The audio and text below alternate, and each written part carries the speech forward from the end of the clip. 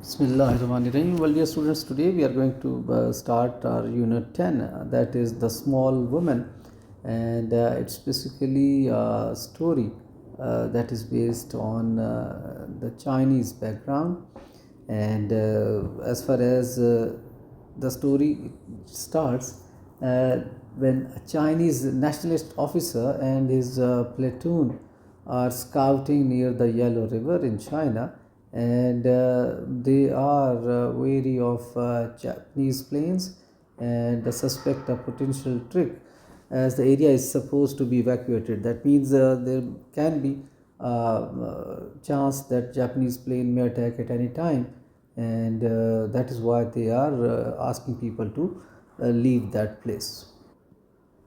Well, at that point, the officer hears a strange, high pitched noise, and he eventually discovers that it's a large group of Chinese children, basically the refugees, and they were singing on the riverbank, and they were led by a small woman who was actually responsible for their evacuation.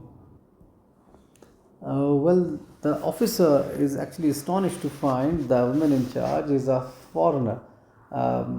Later, actually, she was identified as Gladys Alward, who speaks excellent Chinese, and she is described as a thin, hungry looking, and ill, but very determined, as she is definitely having a duty on her hand. So she is actually on a mission, and she confirms she is responsible for the children, saying that they are refugees and they are trying to reach the city of Xi'an. And in order to reach there, they must cross the river, despite the great danger of the war zone, because the war was on definitely, but it was a duty, it was a mission to take those children safely to the city so that they may live there in safety. So, despite his suspicion, doubt, and extreme danger, because the river was is a mile wide and Japanese planes are a constant threat, the officer decides to help, and he secures a boat to ferry the children across. That means he managed somehow a boat, and that boat would take the children across the river.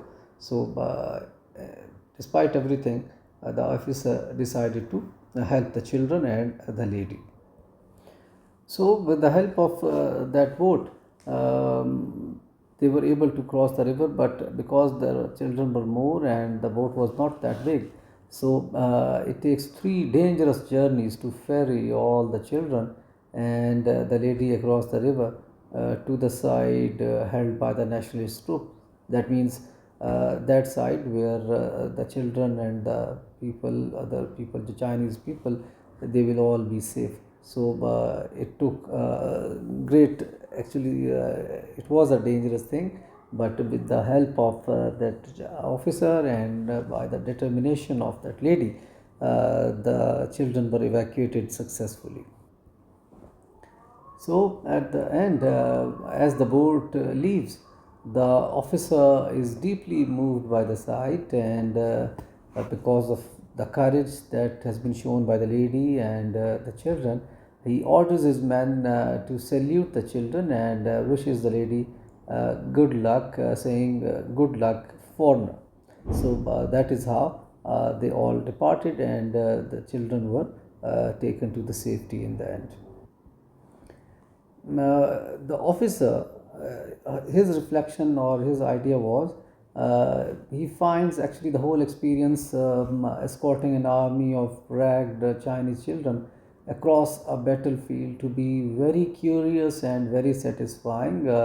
Actually, it highlights the profound human moment amidst the conflict, because the children, the students, well, they belong to the whole humanity. So there is no point, obviously, killing children in the war. So that was a very satisfying moment for the officer, who who believed that he had done a very sacred duty of rescuing those children and leaving them in safety. So, just to sum up, we may say that the story emphasizes the foreigner lady's courage, resolve, and devotion to the children during a life threatening time of war. So, it's a short story, but definitely it gives us the lesson of courage, resolve, and devotion. With that, dear students, I hope you must have understood, got a gist of the story, and you'll be able to understand the story in a better manner now. Thank you very much, dear students, for today's session.